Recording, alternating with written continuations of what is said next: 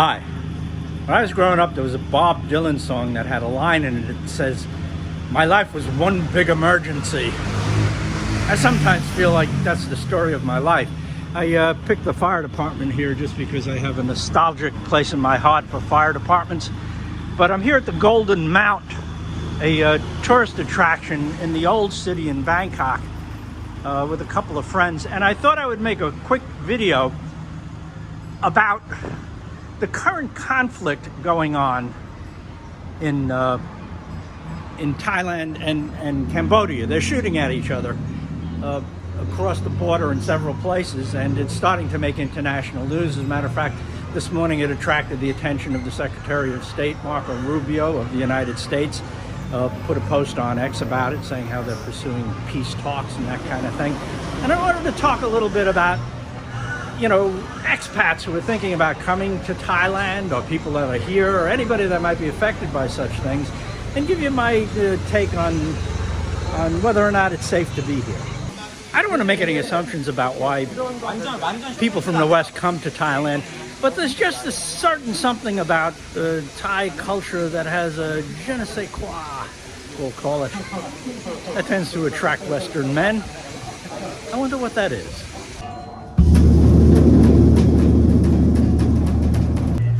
The Golden Mount Temple is a very popular tourist attraction here in the old city of Bangkok.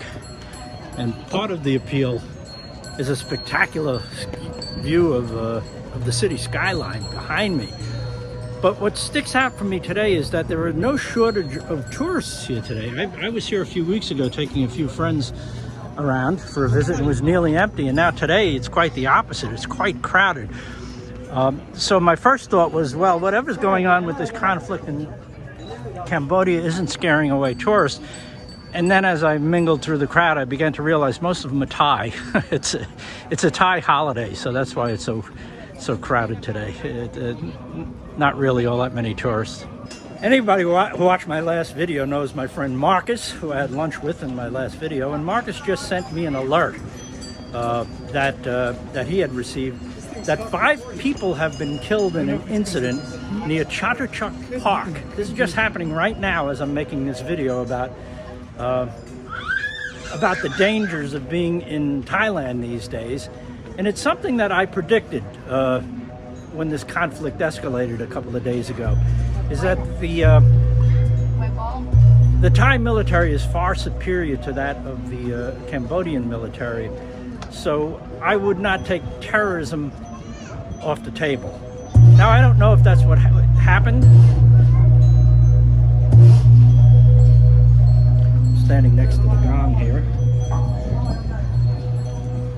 I don't know if that's what happened in Chatuchak. I don't have a lot of information on it other than that 5 people were killed by gunfire near Chatuchak Park. Chatuchak is a gigantic market, kind of what Americans might call a flea market, an open outdoor market that's very well known, and it's a big tourist attraction. So one of the things that I was going to talk about in this video about possible dangers in this time of conflict is the possibility of terrorism, something that I'm far too familiar with. And I saw this as a situation that might be prone to such events. Time will tell whether this Chatuchak event indeed falls into that category, but my suspicion is that it does. So yeah, I think that there's some caution that's necessary. The U.S. Embassy is advising U.S. citizens to avoid certain parts of Thailand, but they're saying to avoid the parts that are out near the Cambodian border, which are about 200 or more miles from here. We're out of the range of the gunfire here in Bangkok, but in these kinds of international situations, it's as we've learned, you don't have to be in the range of missiles and cannons to be in danger. So it's something that you need to keep in mind if you are coming here. So last night I was watching YouTube by Paul in the Philippines, Old Dog New Tricks. Many of you that watch my channel will know who he is. And he was talking about this very same topic. As a matter of fact, it inspired me to come out today and shoot about it, because I am here in Thailand and I have a sense of the vibe. And here in Bangkok, there is not a strong sense of fear or concern. Although you never know, this has been a very rapidly escalating situation, and that could change.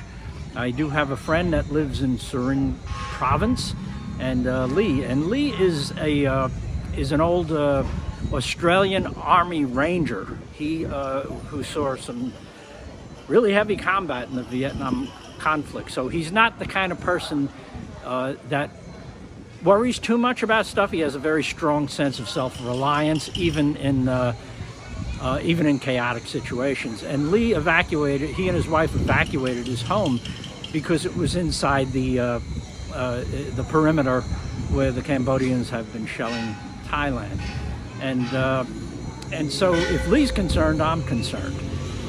You know, like I said, here in Bangkok, I don't have the up-to-date information. I just looked, and the only information I have is that there's been a public alert put out that 5 people have been killed in a mass shooting incident near Chatuchak.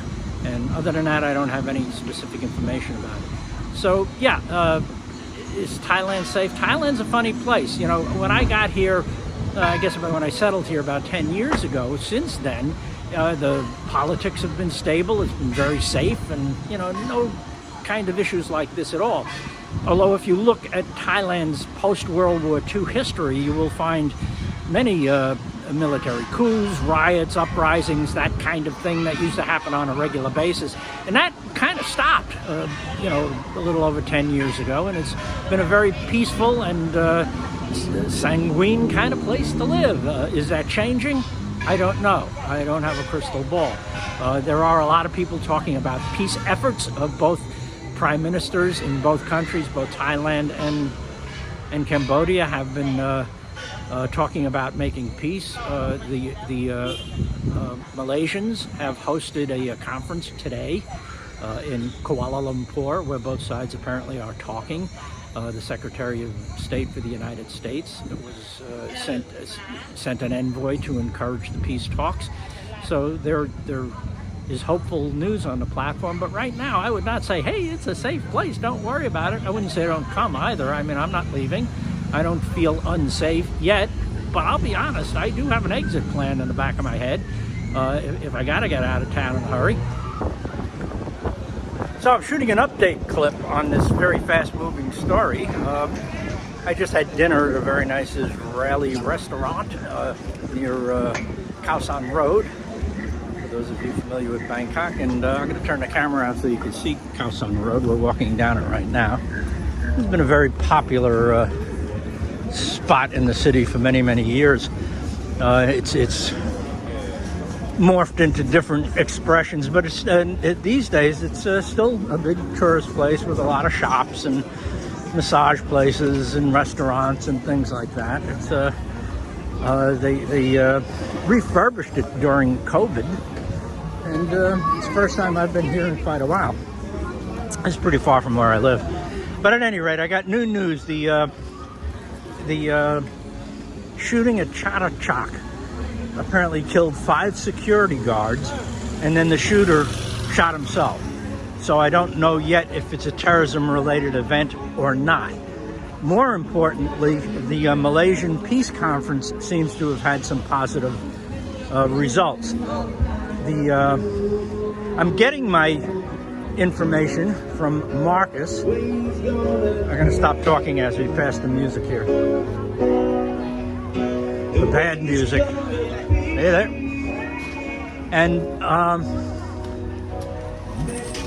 so Marcus, the guy who was in my video, my last video that I had lunch with, is a school teacher here, and he has a Thai wife. He's very much tied into Thai stuff, and he learned of the shooting at Chatuchak through an alert that he received from the Irish embassy. Marcus is Irish, so I guess he's on their list of duck your head alerts that they send out. And he also told me about the Malaysian Peace Conference. Apparently an agreement was reached between Cambodia and Thailand on a ceasefire agreement. And my first question was, has the shooting actually stopped? Now, of course, Marcus is in Bangkok right now, but he has a home in Surin province as well. And he's very much in touch with Lee, the former Special Forces, Australian Special Forces guy I mentioned earlier. And Lee has said that the cannon fire has indeed stopped. So that's good news. Apparently there's been progress made on the peace front. Let's hope that turns out to be a permanent agreement. And my condolences and heartfelt sympathy go out to the families of the 5 security guards as well. So yeah, I think this is the end of the video finally. So thanks for watching.